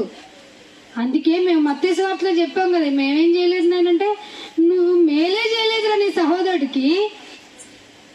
అందుకే చెప్పాడు, నీతిమంతుడు ఒక్కడు లేడు, మేలు చేసేవాడు ఒక్కడు లేడు. తినటానికి తినేస్తున్నారు, అందరు చక్కగా తినేసారంట. అందుకనే ఒక మాట చూపిస్తాను. 23 కూడా అందరూ పాపము చేసి దేవుడు అనుగ్రహించి ఇది. అందుకే ఎందుకంటే ఏడైనా కొద్ది మందేనా పరలోకానికి వెళ్ళేదంటే కొద్ది మంది అంతే కదా. కారు ఫలాలు వలిస్తే ఏం వెళ్తావు? కంచె తీసేస్తే నిన్ను చుట్టుకునేది ఎవరు? ఆ దుష్టుడే కదా. ఆ దుష్టుడే ఒకడున్నాడా? సమూహంగా ఉన్నాడు వాడు. ఆకాశ మండలంలో దురాత్మల సమూహం నేను కవళించేస్తుంది. దాన్ని ఏం చెప్పింది? ఈ మసిపూసి మారేడుకాయ చేసి యుగ సంబంధమైన దేవత ఏం లేదు అమ్మ, దెయ్యం అంటే జుట్టు వెరపోసుకొని తెల్ల డ్రెస్ వేసుకొని నీ పీక నొప్పుతూ ఉంటది, నువ్వు ఆవేశంతో చచ్చిపోతూ ఉంటాయి. అబ్బే, అసలు అది నేను టచ్, నీ ప్రాణాన్ని ముట్టుకునే హక్కు దానికి ఇవ్వబడలేదు. నువ్వే నీ తప్పు వల్ల, నీ పాపం వల్ల ఎంతగా ఏడ్చాడో తెలుసా 51వ కీర్తనలో, నాయన నీ పరిశుద్ధతను తొలగి మాకు నాయన, నా బలి, అందుకే వేలాదిగా నేను బలి ఇచ్చాను, నా పాపం పోదని నాకు అర్థమైపోయింది, ప్లీజ్ నన్ను వదిలిపెట్ట మాకు అన్నాడు. అంటారా? ఎవరన్నా అంటారా పాపం చేసినట్టు అట్లా? అందుకే ఇష్టానుసారుడు అయ్యాడు. మనం అంటావా? ఊరుకోలో నాయన ఆపు. ఏది బలహీనంగా ఉండవా ఏంటి? లోకంలో ఎన్ని లేవు? సుందరమైన లోకంలో చిన్న తప్పు చేస్తే ఒప్పుకోవా? ఒరే నేను నిన్ను జాగ్రత్తగా ఉండమన్నా, సాక్ష్యం పెట్టేసా. అందుకే ధర్మశాస్త్రము ఇచ్చి ఆకాశముని భూమిని నీకు సాక్ష్యంగా పెట్టేసా అంటున్నాడు. ఒక మాట చూపిస్తాను, చూపించి ముగించేస్తాను. చూడండి, ఒక మాట 14 వచ్చిన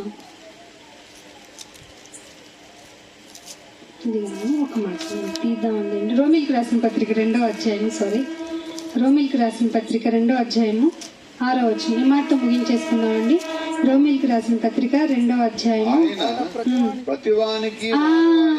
ఆయన అయ్యో నన్ను ఎగ్జామ్షన్ చేస్తాడు, ఎందుకంటే మేము ఇది ఎన్నో కూడికెన్ని మంది నెక్స్ట్ రాబోయేది 15 కూడికలు చేసామని శ్రీనివాస్ గారిని ఎగ్జామ్షన్ చేయరు, ప్రవీణ్ ఎగ్జామ్షన్ చేయరు, నన్ను అసలు చేయడు. నుంచొని యదా బాగా చెప్పావు కదా, నన్ను అసలు ఎగ్జామ్షన్ చేయడు. ఆయన ప్రతి వానికి వాని క్రియల చొప్పునే ప్రతిఫలం ఇచ్చేస్తాడు. అర్థమవుతుందా? దేని ప్రకారం ఇస్తాడంట ప్రతిఫలం? సత్క్రియను ఓపికగా చేస్తే ఆ ప్రతిఫలం ఉంటది. ఇంకేమిస్తాడు? మహిమిస్తాడు, ఘనతిస్తాడు, అక్షయత కూడా వెతికితే నీకు నిత్య జీవం ఇస్తాడు. అదే ప్రతిఫలం. నువ్వు వెతికేదేమో ఈ లోకంలో ఉన్న వాటిని వెతికితే నీకు పరలోకంలో నిత్య జీవం ఇచ్చేస్తాడు నీకు ఆయన. ఎంత అన్యాయం అండి! కారు ద్రాక్షలు కాస్తావు, దేవునికి సంబంధించిన క్రియ చేయవు, ఏ లోకంలో నాకు ఇష్టమైంది చేస్తాననుకొని ఇష్ట ప్రకారంగా జీవించేసి దావీదులాగా బలి అర్పించేసి నా తాను వచ్చి చెప్పేంత వరకు భుజాలు దడుముకొని నేనే నా భ్రష్టుణ్ణి అని అప్పటికప్పుడు బయట పెట్టుకున్న దావీదుకి ఇచ్చిన ఛాన్స్ మనకివ్వడు. ఎందుకో తెలుసా? దావీదుకి ముందే వాగ్దానం చేశాడు, నువ్వు పాపం చేసినా నేను నిన్ను క్షమిస్తాను, ఎందుకంటే నీ ద్వారానే రావాల్సిన యోధా గోత్రపు కొదమ సింహం రావాలి అని ఒక బ్లెస్సింగ్ ఇచ్చేశాడు. అర్థమవుతుందా? మనకు ఆ ఎగ్జామ్షన్ లేదు, కొడితే తల పగిలిపోవాల్సిందే. ఏంటో అర్థం చేసుకుండా బైబిల్ చదువుకోకుండా ఇష్టానుసారంగా మనుషులు బ్రతికితే ఎలాగండి? అందుకే లూకాసు వార్త 13వ అధ్యాయానికి కూడా వస్తే బాగుంటుంది మాట. లూకాసు వార్త 13వ అధ్యాయము 25వ వచనం. 13వ అధ్యాయము 25వ వచనం. ఇంటి యజమానుడు లేచి తలుపు వేసిన తర్వాత వెలుపల నుంచి తలుపు తట్టి అయ్యా తలుపు తీయమని నారంభించినప్పుడు, నాయన తలుపు తీయని చెప్పినప్పుడు, స్టార్ట్ చేసినప్పుడట ఆయన మీరెక్కడి వారు? ఎందుకంటే ఆత్మఫలాలు లేవు, కంచి తీసివేయబడింది, మంచితనం లేదు, మేలు చేయవాడు లేడు, నీతిమంతుడు లేడు. మీరంతా పలోమని వచ్చి తలుపు కొట్టిన వెంటనే ఆయన చెప్పే ఒకే ఒక్క ఆన్సర్ అంట, మీరెక్కడి వారు నాకు తెలియదు అని ఉత్తరం ఇచ్చిందని. అయితే అప్పుడంటే వాళ్ళు చెప్పుకుంటారంట, హేవన్ చెప్పుకుంటారంట. చూడండి, అందుకు మీరు అయ్యో మీ సమ్ముఖమందు మేము తిన్నాం కదా, రొట్టె తీసుకున్నాం కదా, అయ్యో తాగాం కదా, నీ పేరు చెప్పుకొని నీ కుమారుడి పేరు చెప్పుకొని బల్లాని పేరుతో ఇక్కడికి వచ్చి తిని త్రాగాం కదా, నువ్వు నీ బిడ్డలతో చెప్పి బోధించావు కదా, అది మాకు గుర్తు, మేము కూడా వచ్చి తిని తాగాము అంటారట. అప్పుడేమంటాడట, అయినా సరే 26వ వచనం, అయినను అప్పుడు ఆయన 27వ వచనంలో, అయినను మీరెక్కడి వారో నాకు తెలియదు, అక్రమము చేయవారులారా పోండి, నా యొద్ద నుండికి తొలగిపోండి అని చెప్పారు. నా యొద్ద నుండి తొలగిపోండి. తలుపు తీయకుండా చెప్పబడిన మాటలు ఇవి ఎంత అవమానాన్ని కలగజేస్తాయి మనిషికి. దేవుని మాట అంటే కొంచెం కూడా ఓపికతో వినే, అందుకే ఓపికతో నీతి క్రియలు చేయండి అని రోమి పత్రికలో చదివామా 2వ అధ్యాయంలో. ఓపికతో నీతి క్రియలు చేసి అక్షేతం చూస్తాం మనం. ఓపిక లేదు మనుషులకి. కొద్ది మందిగా ఉన్న మనమైన దేవుని యొక్క అక్షేతం చూడటానికి సంసిద్ధులం అవ్వాలి. ఒకే బండలో తాగుతున్నాము, ఒకే బండతో సంబంధించిన రొట్టెని తింటున్నాం మనము. రేపు ఆయన ఎదుటికి వెళ్ళినప్పుడు మీరు ఎక్కడి వారో తెలియదు అనిపించుకునే కన్నా మన నీతి క్రియలతో మన ఆత్మఫలాలను ఫలించి ఆయన ఎద్దకు వెళ్ళటం మంచిది. ప్రార్థన చేసుకుందాం. తండ్రి, మీకెంతో వందనాలు చెల్లించుకుంటున్నాం నాయన. మా జీవితము ఏ పాటిదో మాకు తెలిసిపోతుంది నాయనా. మమ్మల్ని మేము ఎంత జాగ్రత్తగా కాపాడుకున్నా మాలో ఏదన్నా బలహీనత ఉంటే దాన్ని మేము జయించలేము. మాకు అర్థమైపోయింది. దావీదు గారే మా ఎదుట ఉంచారు నాయన. దావీదు, నువ్వు చీకట్లో చేసావు, ఇదిగో నీతో చెప్తున్నాను, పట్ట పగలే నీ ఎదుటే నీతోనే నీ కుటుంబం శాపానికి గురైపోతుందని నేను చెప్పావు నాయన. ఎందుకంటే దావీదు, నేను నిన్ను ఎగ్జామ్షన్ చేశాను అని చెప్పావు నాయన. మా జీవితాలు అలా లేవు ప్రభువా. మా బలహీనతలన్నీ మీ ఎదుట ఒప్పుకుంటున్నాం. ఇదిగో నాయన బల్ల దగ్గరికి వచ్చాం, మమ్మల్ని మేము పరీక్షించుకుంటున్నాం నాయన. మాలో మంచి లేదని విన్నాం నాయన. మేలు చేసేవాడే లేడంటున్నావు, నీతిమంతుడే లేడంటున్నావు, అసలు అందరూ పాపాత్ములే అంటున్నావు. ఒప్పుకుంటున్నావు నాయన, మాలో మంచి లేదు. ఇదిగో నీ బిడ్డ చేసిన త్యాగాన్ని గుర్తు చేసుకుంటూ, నీ బిడ్డ త్యాగం వల్ల వచ్చిన రక్షణను ధరించుకుంటూ నాయన నీ సన్నిధికి వచ్చాము. కారు ద్రాక్షలు మాలోంచి తీసివేయండి నాయన. ఆత్మఫలాలు ఫలించేలాగా చేయండి నాయన. ఫలించకపోతే కంచి తీసేస్తానంటున్నావు నాయన. వద్దు నాయన, మీ కంచి మాకు కావాలి, మాకు అవసరం నాయన. లేకపోతే ఈ దుష్టుడు వచ్చి మమ్మల్ని మింగేస్తాడు. ఇక్కడ సుఖంగా ఉండలేము, అక్కడ నాయన చచ్చిపోయిన తర్వాత కూడా మేము సుఖంగా ఉండలేము. వద్దు నాయన మాకు ఆ జీవితం. మమ్మల్ని మేము పరీక్షించుకుంటూ నీ పాదాల చెంతకు వచ్చాం. జ్ఞాపకం చేసుకోండి, మాలో ఉన్న బలహీనతలను తీసివేయండి నాయన. ఈ శరీరము పాప నియమపు శరీరం కనుక ఈ శరీరాన్ని గెలిచే భాగ్యం మా అందరికీ దయచేయండి. ఈ గెలిచిన ధైర్యంతో ఆత్మఫలాలను ఫలిస్తూ నీ కార్యములు చేసి బలా మంచి దాసులు అనిపించుకునే భాగ్యం మా అందరికీ దయచేయమని కోరుకుంటూ యేసుక్రీస్తు వారి అతి పరిశుద్ధమైన నామంలో ఈ ప్రార్థనను అడిగి వేడుకుంటున్నాం తండ్రి. ఆమేన్. అందరికీ దేవుని నామమున వందనములు. Thank you all of you. God bless you to all.